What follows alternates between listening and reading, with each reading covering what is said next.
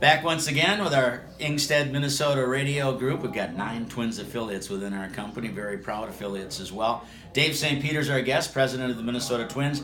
Dave, what about Target Field? Anything new that we're going to see this year? There always seems to be some adjustment, some change. Yeah, there has been obviously a lot of change over the 8 years we've been at Target Field. This will be our 9th season, which is hard to believe. This year, a major off-season project, complete renovation of what had been the Metropolitan Club is now going to be known as Bat and Barrel. It's basically been gutted. We started over. We ended up adding operable glass windows to open that space to the playing field. And maybe more importantly than anything else, it's going to be open now to all fans. So every fan that comes to Target Field will be able to access that space. It's going to be spectacular. It'll be a walking history of the Twins, but done in a way that I think is that fans of all ages are going to love.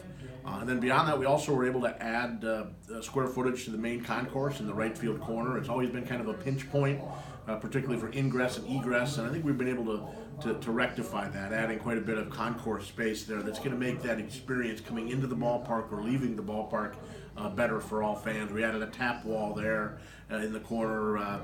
We're excited to show those off on April 5th at our home opener. And the Bat and Ball, where's that located again? Bat and Barrel is located in the right field corner, was the space formerly known as the Metropolitan Club. Okay, all right, real good. What about food? Any special new promotions, any special new foods this year? We got all kinds of new foods coming, and we're going to unveil them all on March 30th. So I'll just tell you that, we continue to see the food at Target Field. Obviously, there's a high standard there. It's one of the key drivers in terms of our view of the way people kind of view their experience. And whether it be over the years Kamarchek's or Murray's or Red Cow or Four Bells, we've had a number of great local brands, and that will be no different in 2018. We're going to add a few new ones, both in Bat and Barrel as well as throughout the ballpark. And stay tuned on March 30th. We're going to unveil that lineup. Our friend Ron Gardner is back managing in our division. Yeah. I think we all got to say, well, that's good for Ron and way to go. Yeah, I think that's the way everybody feels in the Upper Midwest. Ron Gardenhire, a great Twin, one of the wonderful ambassadors of our game. I think he connects with Main Street, Minnesota better than anybody. And now he's got another chance to manage in the big leagues after being a year as a bench coach out with the Diamondbacks, a really good year in Arizona. I know Gardy's excited. It's the Tigers are in a little different spot. They're going through a rebuild, and I think Gardy had a lot of experience dealing with young players in Minnesota, and I think he'll bring the right leadership and ultimately the right chemistry to the Tigers. And I have mixed feelings about him being in our division because as much as I like seeing him, I'm not eager to have to play against him over 18, 19 times over the course of the season.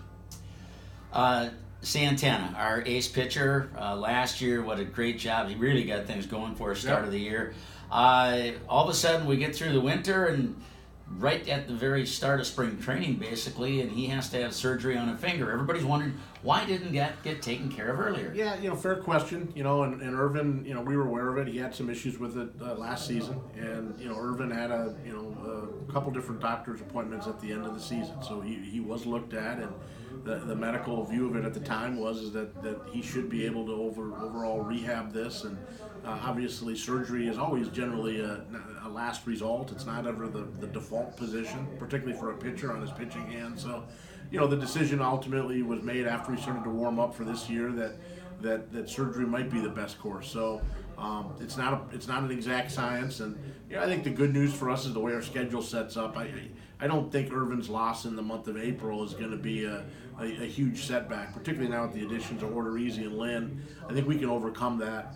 And we should get a fresh Irvin Santana come about May 1st, which hopefully positions him to be stronger deeper into the season, which in some ways I think could be a benefit to the Twins. Yeah, that's a good point, keeping him fresh, because it gets to be a long year, and maybe you'll still get close to 200 innings with him. I look at your job, you have a lot of things, but a big part of your job is trying to make sure that in more than one way, the Twins have a good brand. Last year probably brought a lot of that brand back, but that had to be a challenge for you and your folks in the marketing department for about 5 years or so my gosh, it was tough to have that brand, and man, what a shot in the arm for last year. Yeah, I appreciate that, Jim. Last year obviously was a good year. I think it reconnected our team with a lot of fans throughout the region who obviously want to see the Twins have success. When I think of the Twins brand, certainly the on-field product is at the center of it, but there's other things that impact it. I think every single day, the experience we deliver in our ballpark, the service we provide our fans, how we interact with the community, how we give back, how our players interact. I think all those things contribute to the brand as well. And win or lose, those things should never go into a slump. They should be there every year. They're the constant. So we're excited about having a good young team, a team that, in our mind, has got an opportunity to do special things. And we view our brand right now as very much ascending. And I think that 2018 should be a special year, but I'm excited for the next several years because I think we're in a period of sustained success. I think most people would agree. And the Twins have a new slogan this year, right? Yeah, we're talking about this is how we baseball, and you're going to see that in Target Field. You're going to see it on radio, or listen to it on radio. You're going to hear it on television. You'll see it via social media, and opportunity for us to do some fun things with that campaign. Dave St. Peter, we appreciate it. I think we're all looking forward a lot to this coming year. Everything I see down here is certainly positive nature, and again, after Lynn got signed, it's like, wow, this is really good. Yeah, I think people are fired up. I think they're excited. Cleveland at the top of our division is going to be a formidable foe, but I think we can surprise some people there, challenge them, and hopefully get back to October baseball, which is where we all want to be. I always remember what Tom Kelly said after we won the World Series when Jack Morris was here, and of course Morris, he was a one-year pitcher, one-year contract, and he left. And Tom Kelly said, if we could have gone back to the start of the year and said, could we rent a pitcher for 1 year and it could get us a World Series, I think we'd say that was real good. Now, maybe we have these people for longer, of course, but this last additional Lynn, if that can help do what we want to do at the end of the year, what a great deal. Yeah, sign me up for that. Well, we take that, right? Let's just hope that it's that storybook finish. So we like our club a lot. We're excited. I think our fan base is excited, and we're going to find out in the near future as we get cranked up in Baltimore, and then for the home opener on April 5th.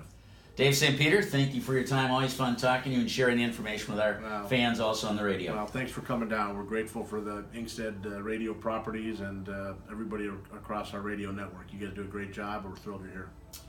Dave St. Peter, along with Jim Bartles, our videographer, sometimes known as Ida Ho, other times known as my wife Connie. She's here as well. We're having a great time. That's it for now from Fort Myers.